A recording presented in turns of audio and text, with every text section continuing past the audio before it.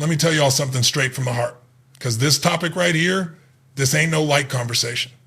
This one heavy, this one real.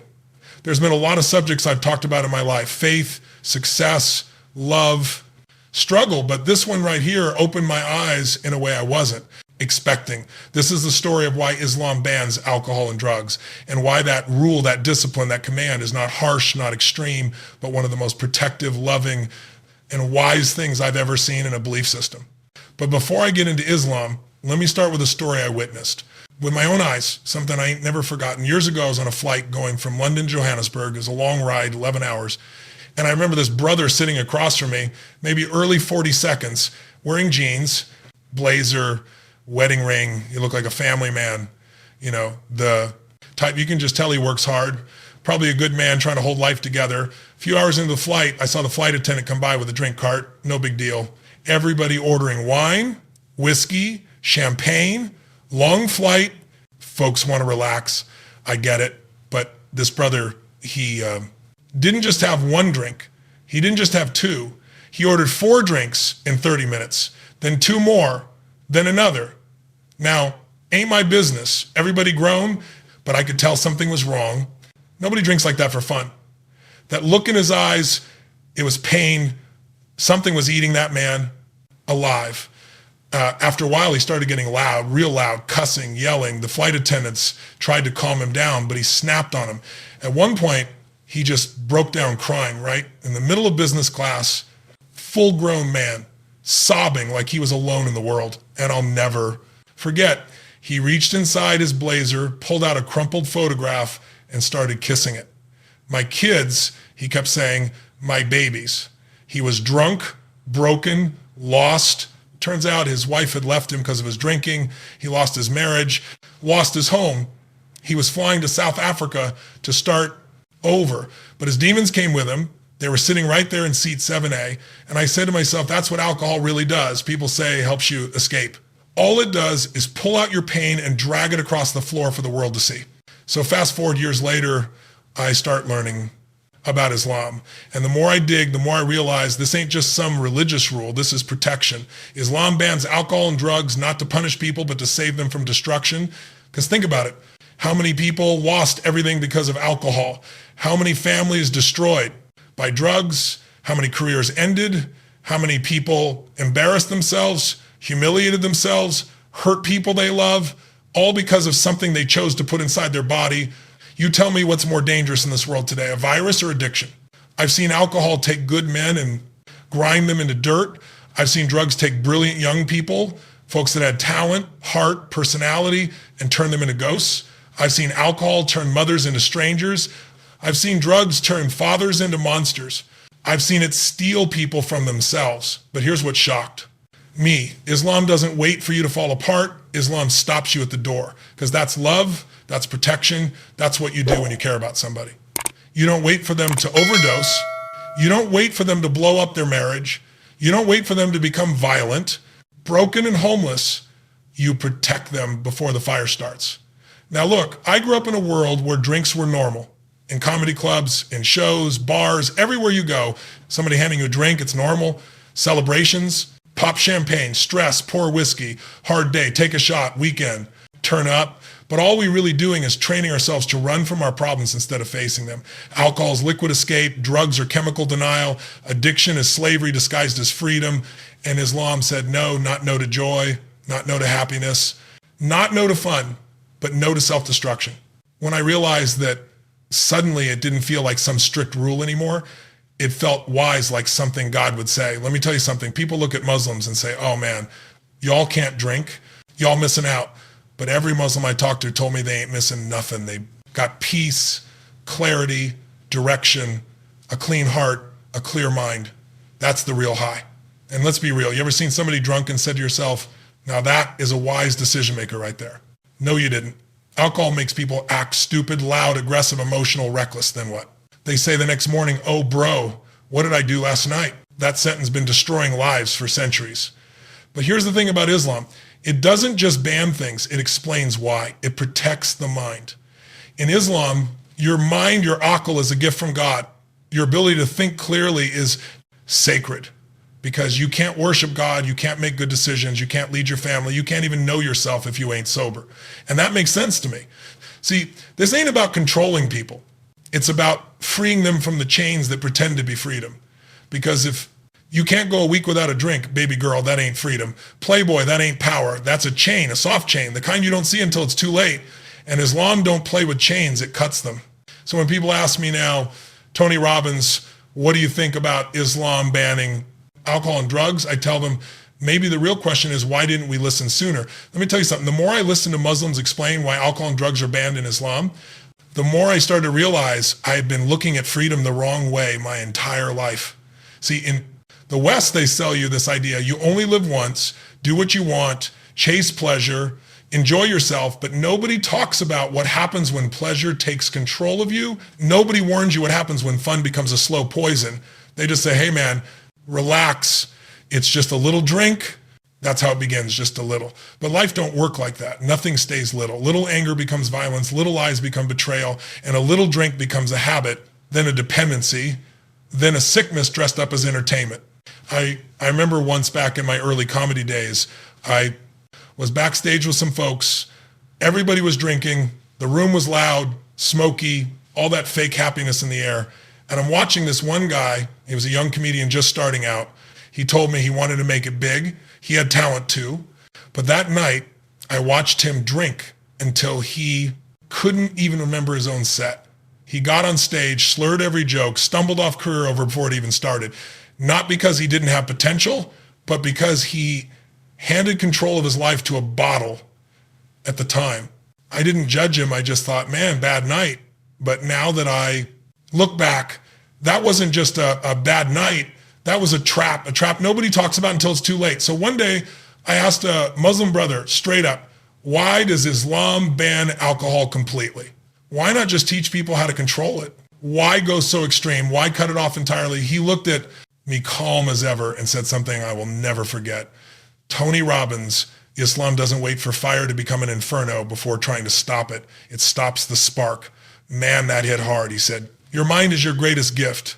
If something clouds it, weakens it, or controls it, it becomes your enemy. Alcohol doesn't just change how you walk, it changes how you think, how you speak, how you treat people, and even how you treat yourself. Why would God want that for you? Now, I had heard sermons, advice, lectures my whole life, but that was the first time I heard wisdom like that in a way I couldn't argue with. Then he told me something deeper. He said, in Islam, your body isn't even yours to abuse. It's a loan from God. One day you return it and you're asked how you used it. And I paused, because if that's true, if my body really is a trust from God, then what excuse do I have to poison it? I can't say it's my life, my body. I didn't create myself. I didn't choose my heartbeat. I don't control my breath. So how is it mine? Man, I had never thought like that, but it went even deeper. This brother said, alcohol doesn't just harm you, it harms families. It destroys relationships. It turns good men cruel and gentle women angry. It breaks homes and damages children. And right there he had me, because I've seen that story too many times. I've seen fathers come home drunk and bring hell with them. I've seen mothers cry quietly while trying to hold a broken family together. I've seen kids grow up scared not of monsters in the closet, but of the sound of their own daddy's shoes coming down the hallway. That ain't entertainment. That ain't culture. That ain't fun. That's destruction. And Islam ain't here for destruction. Islam is here for protection. I said, so you're telling me Islam bans alcohol because it protects the mind and family? He said, yes, Islam protects 5 things above everything else: faith, life, family, wealth, and the mind. Anything that destroys those is forbidden, not to control you, but to protect you from your own weaknesses and from other people's harm. I looked at him and I said, but people should be free to make their own choices. And he gave me a truth I'll take to my grave. Tony Robbins, you think addiction is freedom? I went silent. He was right. Freedom ain't doing whatever you feel like freedom. It is not being controlled by whatever destroys you. And that's when I understood something powerful. Islam doesn't ban alcohol to limit your life. It bans alcohol to protect the quality of your life. It wants you awake, clear, present, strong, in control, focused, not drifting through life numb. Let me ask you something. Look at the world today. Depression up, anxiety up, broken homes everywhere, domestic abuse everywhere, drunk driving, killing thousands of families every year. And what do people do to escape the pain? They drink more, they smoke more, they pop pills, they're trying to heal pain by numbing it. But pain doesn't go away when you numb it. You just get used to ignoring it until it destroys you silently. Islam says, don't numb your pain, heal it, face life with dignity, face yourself. So I told that brother, I hear you about alcohol, but what about drugs? He said, same thing. Anything that intoxicates, clouds judgment, or takes control of your mind is forbidden. The mind is sacred. He told me how the Prophet Muhammad said, whatever intoxicates in large amounts is also forbidden in small amounts. Not illegal, not punishable, not you're evil if you do it. No, forbidden because it destroys you. And Islam isn't a religion that watches you fall apart and then says, well, you should have made better choices. No, Islam blocks the road that leads to destruction before you even get there.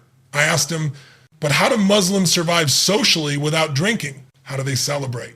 He smiled and said, by remembering what real joy feels like. Real joy doesn't need chemicals. Man, I felt that. I started thinking about my own life, my best moments. They didn't come from a bottle. They came from love, family, prayer, purpose, success that was earned, not bought in a glass. Moments that were real, moments I remember. Deep down, you know that too. The best moments in life are the ones you remember clear, the ones you feel in your heart, not just your bloodstream. And here's something I'll say honestly. I didn't grow up Muslim. I wasn't raised around Islam, but what I learned is Islam ain't trying to kill joy, it's trying to protect it. It's trying to save you before you self-destruct, because truth is, everybody talking about living life, but very few people are actually protecting their life. Alcohol and drugs, they don't just kill the body slow, they kill the soul slow. They destroy discipline, destroy dignity, and steal time. And time is the greatest gift God gave you. If something is stealing your time, your clarity, your power, it ain't freedom. It's chains disguised as fun, and Islam came to break chains. You want me to be real with you? After hearing all this, I didn't walk away thinking Islam is strict. I walked away thinking Islam is wise, because a rule without wisdom is oppression. But a rule with wisdom, that's protection. And when I finally understood that, it changed everything. I stopped asking, why does Islam ban alcohol and drugs? And started asking, what is Islam trying to save us from? Now listen, after everything I learned, after sitting with real Muslims, asking hard questions and understanding the why behind the bans, I realized something powerful. Islam doesn't just ban alcohol and drugs. Islam replaces them. See, that's what people don't get. They think Islam just takes things away. They think it restricts you, limits you, locks you inside rules. But what they don't see is what Islam gives back in return. Islam takes away poison and gives you clarity. It takes away addiction and gives you discipline. It takes away numbness and gives you purpose. It takes away escape and gives you real healing. One of the biggest lies in this world is that drugs and alcohol help people cope. No, they don't. They help people avoid coping. They bury pain. They don't heal it. They whisper in your ear. Don't deal with your pain, run from it. But what Islam teaches is the exact opposite.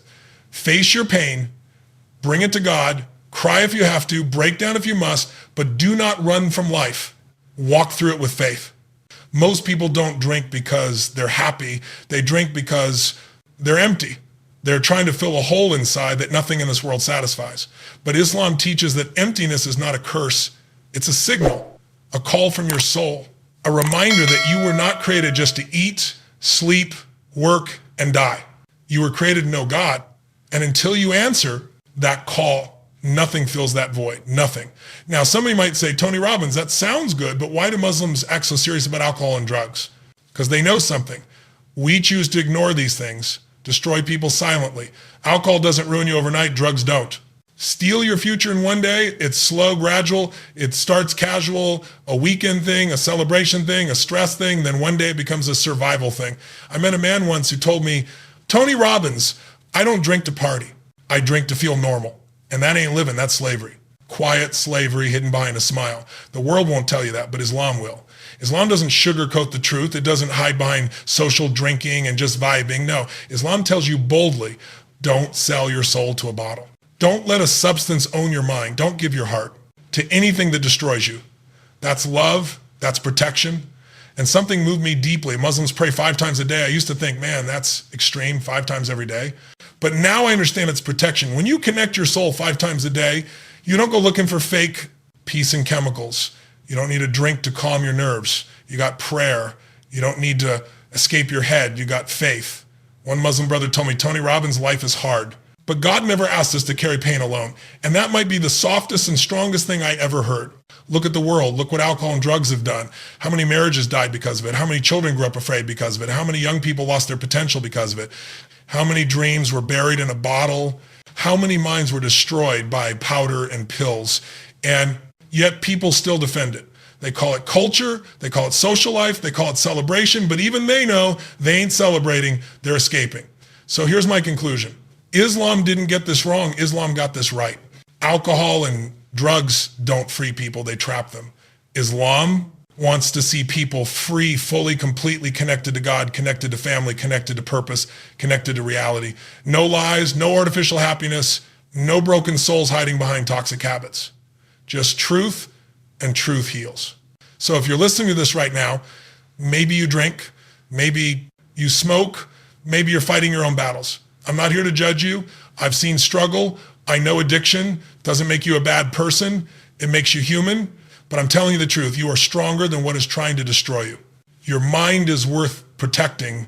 Your soul deserves peace. Your life still has purpose. Islam doesn't ban alcohol and drugs to make life boring. It bans them to give life meaning. And I'll be honest, the more I learned why Islam forbids this stuff, the more I started respecting it. Because any system, any religion that cares about saving people from self-destruction, that ain't hate, that ain't oppression, that's mercy. Mercy that comes from God. And let me leave you with this. I used to think strength meant being untouchable, never showing weakness, never admitting you're fighting demons, but that ain't strength. That's pride, pretending to be. Courage. Real strength is saying, I need help, I want to change, I want my life back. And maybe, just maybe, that's why Islam hit me so hard. Because it doesn't laugh at your pain. It doesn't shame you for struggling. It doesn't lock you out when you fall. It says, come as you are, but don't stay as you are. God is not done with you yet. And that brings hope back to people who stopped believing in hope a long time ago. So if you're listening to this and you feel lost, if you're fighting habits nobody knows about, if you cry alone sometimes because you want to be better but don't know how, I'll tell you what I told myself, start with one step, one prayer, one clean day, one sincere God, help me. Because I promise you this, if you take one step toward truth, God will open doors you never knew existed. Alcohol and drugs don't own you. The past doesn't own you. Pain doesn't own you. Your story isn't over. It's just beginning.